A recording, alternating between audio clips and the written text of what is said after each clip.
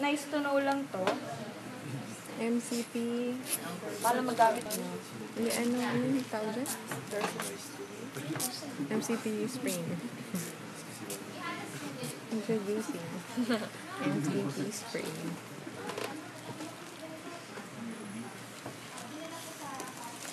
Ganda naman mo nila. Ganda na ako. Narinig dito. Pero yung blue standard mo din. So, parang yung nag-ano. Sige, okay lang. Hala, pwede ba? Finger. Ay, Ganda ng daliri. Once libre mo ako, sabi ko maganda daw. Kapag ganyan, nalilimit yung flexion niya.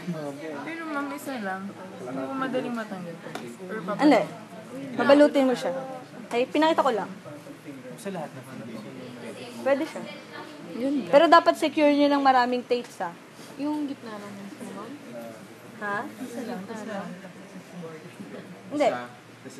For MCP fingers. MCP part, MCP joint. Pero hindi naman siya common. Usually common is the PIP joint yung nasa sprain. Okay, may questions? Hindi ko cover din siya. Hindi, ito lang. Okay na lang. Anyway, thank you. Okay. Next would be for the traps, the loading. Traps. Kasi usually, di ba, yung naka-overactive traps. Sinong volunteer? Ano gusto mo ba?